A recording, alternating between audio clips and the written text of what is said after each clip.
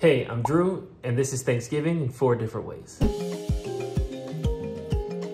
If I have Thanksgiving with my family and just Nigerians in general, it's just the turkey that's like the American Thanksgiving staple, and then it's just traditional Nigerian food. I was going to go and buy some moi moi so I could have the authentic Nigerian food experience for our Thanksgiving.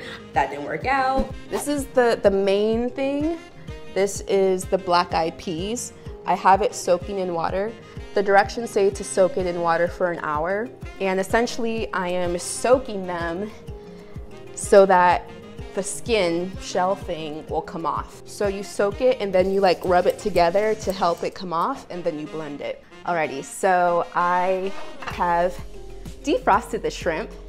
I have the peppers and I have this onion. This is the hard-boiled eggs. I'm gonna chop all of these up and hopefully the beans will be ready after that. Alrighty, so this is the shrimp.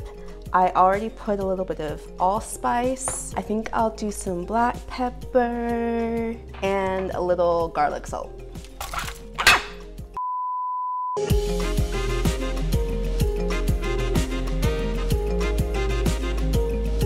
Now I'm gonna take all of these, I'm gonna peel them, and I'm gonna chop these up.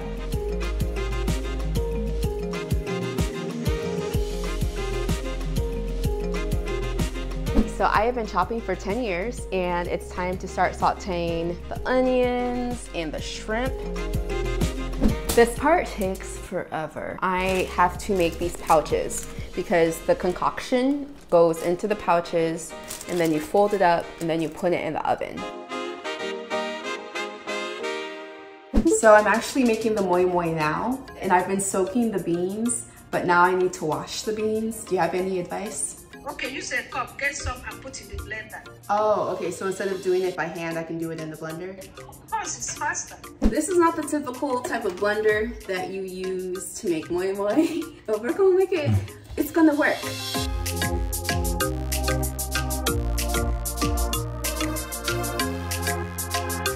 This is not working for me, this whole blending part to wash it. What I know is getting in here with my hands. Alrighty, so I have my sieve and I'm gonna try and sieve through some of this. Okay, I am starting to feel like I'm actually doing this right. Look at all of that. The washing of the beans is actually working. This is looking like moi moi. So now I'm going to add seasoning. The main one that I see everywhere for moi moi is Mageed bouillon cube. My mind would say, add the eggs now. But the recipe that I watched, and also after talking to my mom, this goes in when it's right about to be cooked. What I will put in is the onions, the shrimp, and the leftover oil. I have some packets in this tiny little pot. I think this is what's really gonna work out. I'm basically making it like a pie. I'm gonna bake it in the oven.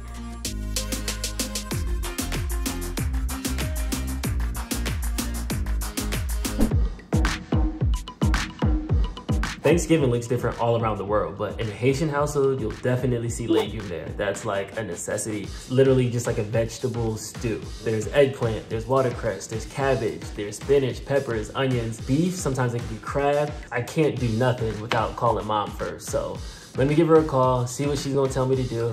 Jasmine's here, we're cooking, we're gonna hang out too, so it's gonna be awesome. For the seasoning mix, it's called épice. Now, épice is a cornerstone of like all Haitian households. So we're gonna start with water, and that water is gonna have our scallion, garlic, green pepper, onion puree in there. What do you think? So this is all the beef. We have this seasoned and marinated. I just did some Lorry seasoned salt on this. I mixed in some lime juice, and I'm just kind of letting it marinate a little bit while we get the vegetables and the épice done. After that, we're gonna put in the beef cubes to get that good bouillon stew going. Okay, so we have everything chopped up for the legume. Now we're gonna get to the actual legume part. I have the oil laid down. We're gonna do a layer of eggplant. Then we're gonna do carrots. Then we're gonna throw in some beef. I'm gonna do a layer of watercress and cabbage. All right, and then we wait until it boils for what, an hour? Yeah, it's gonna boil soon, about half an hour, 40 minutes, and then you're gonna turn it down to medium. Oh, we got action. Jasmine, what do you think it smells like? It smells like heaven. Last looks of the pot of the legume. This looks amazing. So we laid everything out with the legume, we mashed it up. You have to wait after 30 minutes. That's when all the water evaporates. And that's when it kind of creates that like stewy, chili like thickness of it. So pour this over rice and boom, that's the perfect side dish for your Haitian Thanksgiving. When it comes to a Black and Puerto Rican household, you will definitely find a pernil, which is a heavily marinated, slow roasted pork shoulder. It's just the star of the show. When you buy this pork shoulder, make sure that it has that layer of skin and fat at the top. You're gonna crisp that skin up later in the cooking process, and it's gonna be like a big chicharron. That's what people fight over. We'll see how it comes out, but I'm super excited to take on one of the family traditions and make a pernil for the first time. So to make this pernil, you're gonna wanna start with the marinade. I'm gonna combine some seasonings, some adobo, some black pepper, some garlic powder, and some dried oregano, and mix that in with some vegetable oil. So after I make the marinade, you're gonna take that pork shoulder and you're just gonna stab it. Make as many holes as you want. More holes is more flavor. We're going to pour that marinade over and fill all of those holes with that marinade. I take some thinly sliced garlic and stuff it into all of those holes. Honestly, that's pretty much all you do to prepare the pork shoulder. It's fairly simple. Time is probably like the biggest factor when it comes to a pernil. You want to let this thing marinate for at least overnight, but ideally 2 to 3 days. Unfortunately, I didn't plan that far ahead, so all I have is overnight. Once that pernil has marinated, we're gonna start to cook it. And mind you, I have a really small one. This is like a 3-pound pork shoulder, so it's gonna cook way quicker than the 10, 12-pound ones I'm used to. What my mama told me to do is pour some water on the bottom of the baking dish you're using, which is gonna help, you know, keep that pernil moist, as well as help create like a delicious gravy for the pernil that you can baste it with. Throw it in your oven at a low temperature, usually between like 325 and 375 works pretty well. We're gonna throw that in for like 2 hours, and during those 2 hours, I'm going to baste it every like 30 minutes or so. So after the 2 hours is up, you're gonna wanna take off the top and bake it maybe like another 30 minutes. Once that part is done, you're gonna crank up the heat, and now we're getting ready to crisp that skin up. So I had to prop it up with some aluminum foil just to make sure that skin is getting crispy. Once that skin is crunchy and, you know, hard to the touch, take it out, let it rest for like 25 minutes, and then it should be so tender that it literally just kind of like comes off the bone. I like to take the crispy skin off in one piece and just kind of lay it next to the meat. That's pretty much how you make it. What's up everyone, I'm Bree, and today I am making my grandma's greens and honey butter cornbread. When my grandma lost her sight, I wanted to take over and kind of help learn the recipes so that they could still be dishes on our table for our family. Since the greens take the longest, that is what we'll start with. And while our greens are going, we'll start our cornbread. For today, I'm doing a mix of collards and mustards. No turnips today, sorry y'all. And we always use smoked pork necks, all right? That is how you make your pot liquor. You can't throw your greens in until it's just right. I like to warm up my pork neck before I just throw it in the pot. I like to get it hot and activate those flavors. Tablespoon of chopped garlic, 1/4 of an onion, a yellow sweet onion. All right, so it's been about 3 minutes. This looks great. We're about to cover it with water and let it reduce down into a delicious stock.